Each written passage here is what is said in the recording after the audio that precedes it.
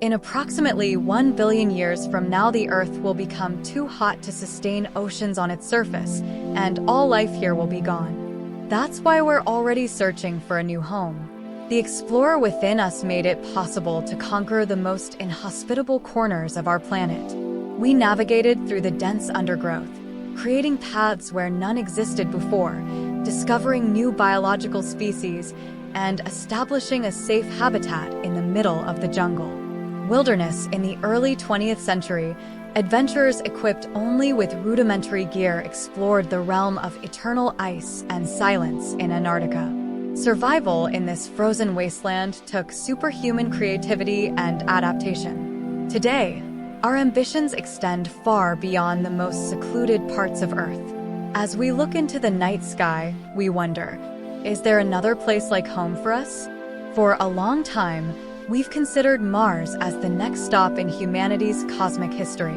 That turned out to be nothing but a fantasy, a long-shot projection impossible to achieve, and it looked as if there would be no place else for us until one day we discovered Titan, an enigmatic celestial object so similar to Earth it revived our hope in the search for a second home. What does it take to build a colony millions of miles away from Earth? Why is colonizing Mars a bad idea?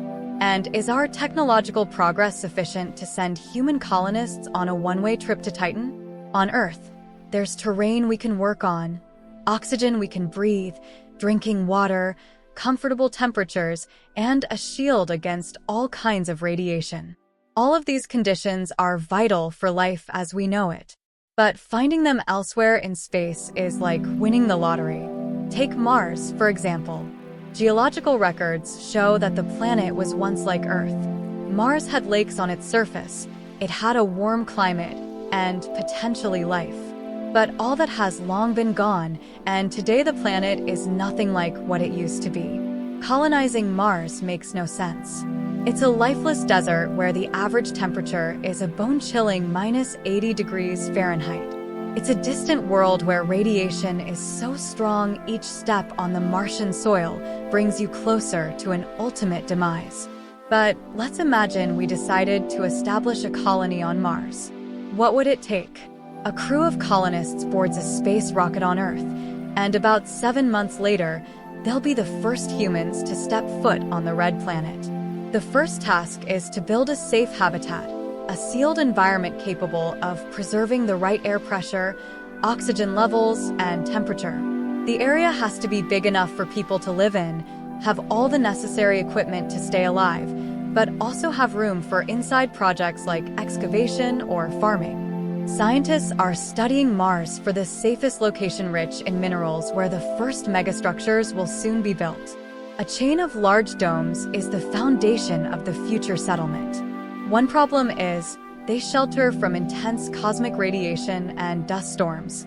From here on, excavators start digging up soil, and 3D printers turn it into physical structures.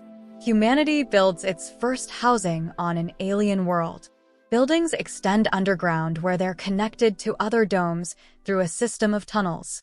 At this point, the colony no longer has a threat from external sources, but it still relies on a constant supply of water, oxygen, and energy. Life in a colony is not easy. Biologists spend most of their days figuring out ways to enhance vegetation growth. This requires uninterrupted focus, as even slight fluctuations in temperature, pressure, gravity, or humidity threaten the entire harvest. At one point, the colony will fully depend on it. Geologists, along with scientists, are the ones living outside of the domes for the most part, searching for potential ice deposits. Nothing ever goes to waste. Water, minerals, sweat, and even urine is recycled. 3D printers are used to create spacecraft components and essential instruments. Shipments from Earth take too much time, and the colony might not have it. The system is fragile. There's no room for error. Sustaining the colony requires a lot of energy. Energy production becomes a critical cornerstone. Sandstorms on the red planet are irregular. Once sand grains rise into the atmosphere, they create a thick veil that blocks the amount of light that the solar panels can receive. And when sand settles, it covers the panels. Robots ensure the proper functioning of solar energy generation, but they too require maintenance. Leaving the domes means being in constant danger. Mars has a very thin atmosphere, about 100 times thinner than Earth's. In other words, there's 99% less air on Mars than our planet, and a lot more objects from space make their way to the ground without burning up. And because the planet's core is frozen, there's no magnetic shield. Cosmic and solar radiation are a constant threat. Each suit is equipped with sensors signifying critical levels of solar radiation in the atmosphere and potential danger coming from space. A significantly thicker atmosphere with a comfortable climate would eliminate several key problems.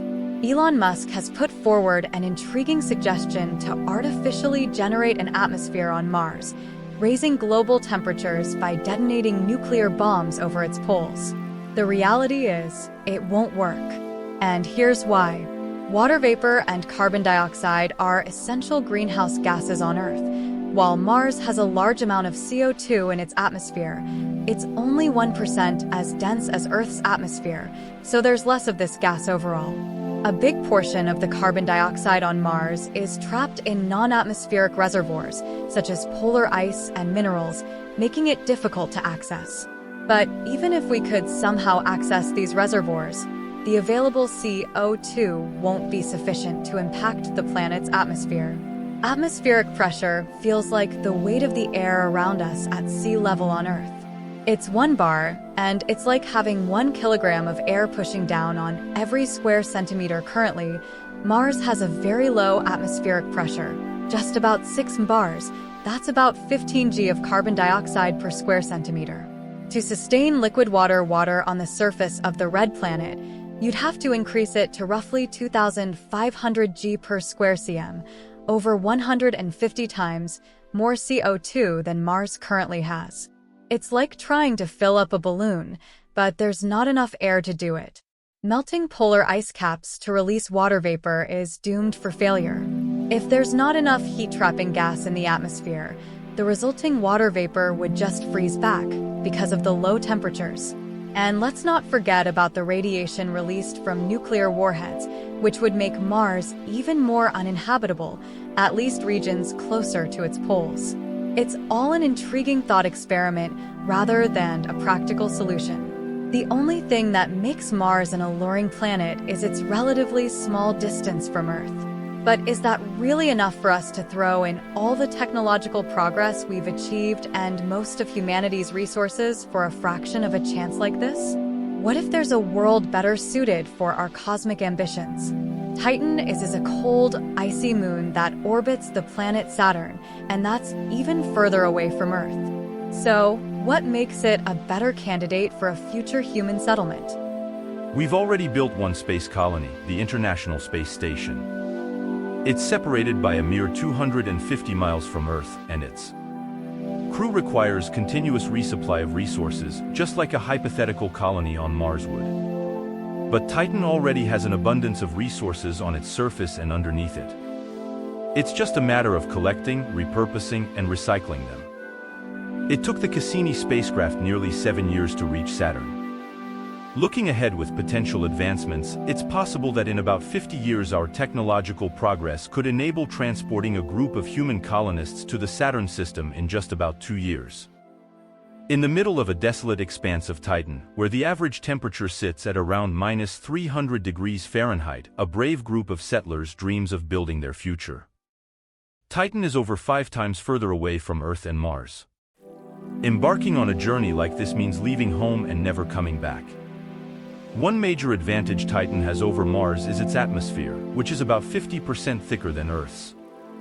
Just this factor alone makes terraforming the moon much more feasible. A dense atmosphere means it's easier to trigger a greenhouse effect, bringing the temperature up. Even a slight temperature increase of about 75 degrees Fahrenheit could potentially be enough to turn liquid methane into a gas, which will lead to a chain reaction, setting in motion a range of transformative events. The liquid methane rain cycle stops, ice starts melting, and the moon becomes covered with an ocean. But that's a long-term projection. All this takes time and a lot of it. So far, the colony operates under a deadline with finite resources of energy, food, oxygen, and water brought from Earth. Just like on Mars, settlers need specialized heated suits and respirators. But at least they won't have to be pressurized. The atmospheric pressure on Titan is 50% higher than on Earth, which feels like being 50 foot underwater. On Mars, it's too low, and if you tried walking there without a pressure suit, it would be almost like being exposed to open space. Skin and muscles swell and expand, joints become stiff, lungs rupture, and the fluids in the body, including blood, boil. Not a fate most would choose for themselves. The surface of Titan is hostile, yet it's a treasure trove of resources. For one, Saturn's largest moon is a hydrocarbon factory. One of the hydrocarbons is propylene, which on Earth is used to form a basic ingredient of plastics and resins. The materials humanity has mastered for ages becomes the key construction resources on Titan, used to create durable lightweight structural elements for habitats, insulation materials, tools, and perhaps someday even components for communication devices. The colony lives in eternal dusk, and even when it's the brightest part of the day, Titan is still shrouded in a hazy atmosphere, making settlers' navigation on the moon challenging. But they may not even require protection like domes to start establishing the first habitats. Although Titan has no magnetic field, it's shielded by Saturn's rotating magnetic field, and it spends roughly 95% of its time under the ring planet's protection. As they discover the alien world of Titan, it starts to seem not so alien after all. There are dunes, rivers, lakes, seas, and although very slow, Titan even experiences seasonal changes, once every 7 Earth years. Instead of water, bodies of liquid on the moon's surface are filled with liquid methane and ethane. Natural gas on Earth is mostly made of methane, but there's so much of it on Titan. If there was any oxygen, the moon would erupt. Although the colony finds a perfect use for an abundance of methane, since it's 880 million miles away from the sun, solar energy generation is out of the question. But just like we're using lakes and seas to generate hydropower, the same can be done on Saturn's moon. Scientists think there's enough methane on Titan to produce power from it for tens of thousands of years. And it's not just that. Methane contributes to the formation of complex organic compounds. Aside from 5% of methane and small amounts of carbon-rich compounds, Titan's atmosphere is mostly nitrogen. When these molecules face sunlight and high-energy particles in Saturn's magnetic field, they react with hydrogen and carbon, which gives rise to complex organics. Meanwhile, oxygen production experiments are being held in controlled environments.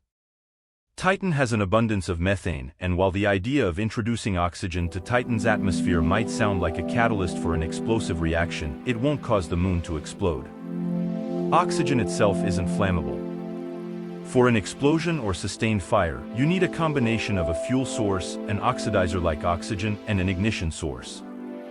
Even if we were to introduce free oxygen to Titan's atmosphere, it would likely freeze before reacting with methane. Additionally, increasing the oxygen concentration would decrease the methane level, crucial for a reaction to take place under Earth-like temperatures where at least 5% of methane in the air is needed. In isolated rooms with the right temperatures, settlers extract oxygen from water through a process called electrolysis. This is how breathable air is produced on the ISS, by splitting water into its two basic components, hydrogen and oxygen, which is made by passing an electric current through water. And methane could still be used as a propellant.